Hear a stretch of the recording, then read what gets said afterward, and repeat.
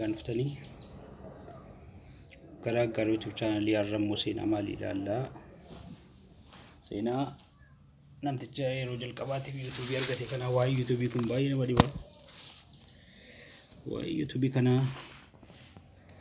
YouTube ni gaadha erga jalqabeen naannoo waggaa 15 ga'eera naannoo waggaa 15 ga'eera jechuudha YouTube YouTube ni company American keessatti hojjetame. YouTube is America online platform. America online platform. YouTube headquarter is California. California keessatti jechuudha. Waajjirri isaa Amerikaanii keessa jira. California dha jechuudha. Waa YouTube baruu namatti tola miti. Company YouTube ni abbummaadhaan kan hordofu Google dha. Garuu Google immoo kan Amerikaati jechuudha. To'annaa Amerikaanii jala jira. Company Google's company YouTube's Amerikaanii jala jira jechuudha. Amerikaa sarraashiidha jechuudha. Argannoo ummata Amerikaati. Lammiiwwan Amerikaati. Abbummaadhaan kan hordofaa jiru jechuudha. Company Google's company software kana jechuudha. Website kana kan hordofu Amerikaa jechuudha. Akkuma TikTok China hordofaa jirtu abbummaadhaan kan Amerikaa jechuudha.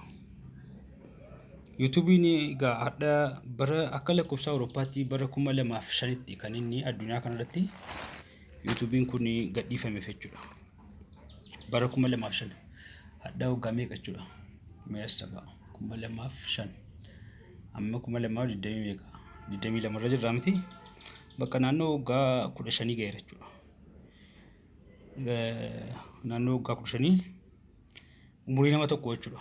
Umurii nama tokko nama hojii jalqabuudhaa ka'e yookaan naannoo waggaa 15 hammam ga'a. Naannoo waggaa 18 garuu kan inni ta'u waggaa 15 ga'eera jechuudha. Maaliif baay'een turre jechuudha. Namoonni YouTube kana argatanii software engineering keessa hojjetaa namtichi kuni nama sadii maal keessa hojjetu software engineering keessa hojjetu jechuudha. Software engineering kan Amerikaanii keessa hojjetu ijoolleen kuni jiratu argate jechuudha. Argannoo kana jiratu argate baay'ee nama dhibu jechuudha. Baay'ee nama dhibuudha. Fakkiin jiraa kun isa kana tokko namticha kana it was launched on February by Stephen Chen. Namticha kana jechuudha. Stephen Chen nama lammii kana argate isa kana qofa miti nama sadii argate YouTube kana. YouTube'n argannoo nama sadiiti. Nama sadii tokko isa kana tokko isa kana tokko immoo kun maqaan jiraatu irra jira. Tokko nama sadii argate jechuudha.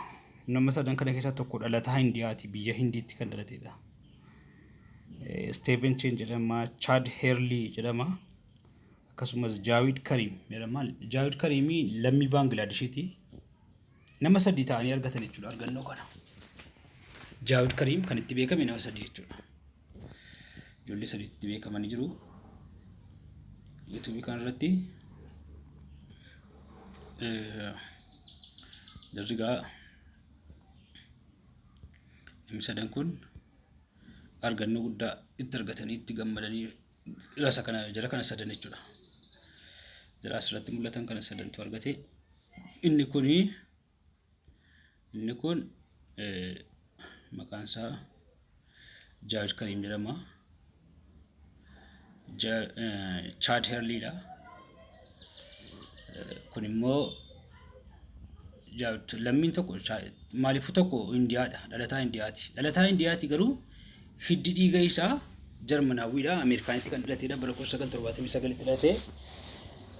Jarman hidda dhalootaa Jarmanii irraa qaba jechuudha. This country's company kun kanan beekamu jechuudha. Kun yeroo jalqabaatiifis kan gadhiise sekondii 18tiif jira gadhiise jechuudha. Sekondii 18tiif YouTube gadhiifataniiru jarri kun jechuudha. Inni jira kana kunoo screenshot jira kana kaa'ee kutee lafa kaa'eera. Jawed Karim is jira kunoo. Jawed Karim born in October 1979 bara 1979 akka lakkoofsa Ameerikaatti latee software engineering Ameerikaanii keessatti hojjeta. Jawed Karim entrepreneur Bangladesh fi German descendant jechuudha. Co-founder jechuun waliin kan hojjetanii jechuudha. Waliin hojjetanii waan kana nama waliin hojjetanii jira kun jechuudha.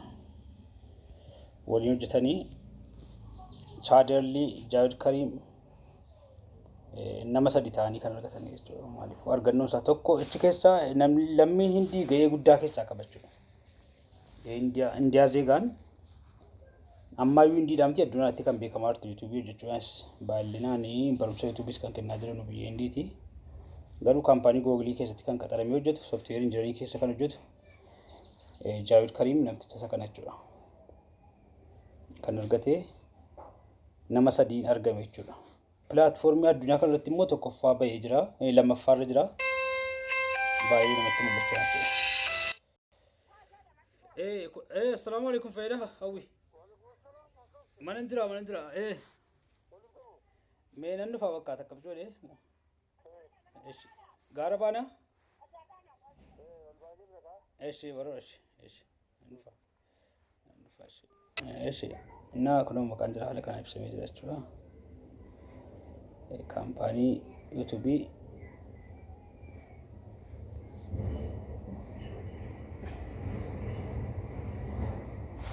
egaa YouTube egaa maaliifuu nama sadiin kan argame argannoo nama sadiitiin the second visited website jechuudha.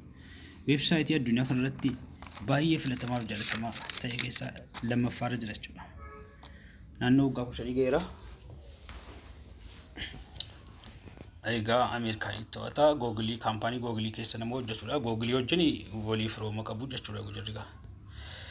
Google wajjin tokko jirri jechuudha. Damee tokko jechuudha.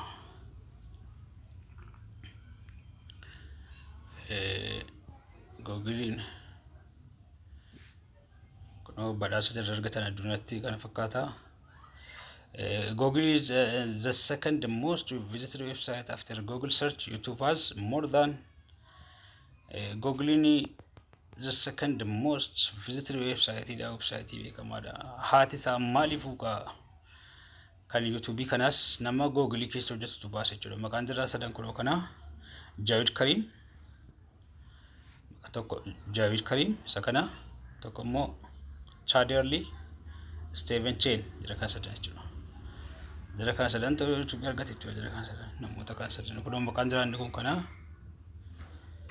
isa kana Jawed Karim isa kana Chaaderli immoo isa kana Steve Chen isa kana jechuudha. Namticha kana garuu co-founderidha. Wajji hundeessanii achi keessatti qaxaramanii hojjetu. Akka Mark Zuckerberg Facebook argate kanaati argannoon jira garuu galiin jira garuu kaampaanii sanaatiif malee galiin jira qobaatti umti jira shallagamu jechuudha. YouTube is America online amma soo YouTube kana argannoo YouTube kun baay'ee namatti tola.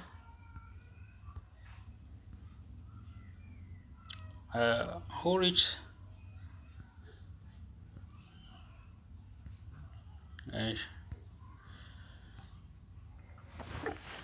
erga waa YouTube kana jennee gaada irratti dubbanna namni like gootanii godha subscribe goones subscribe adda godha baay'ee kallatoomaa jiraadha. Baga garuu YouTube channel nagaan dhuftanii ana dhufu jenneerra welcome.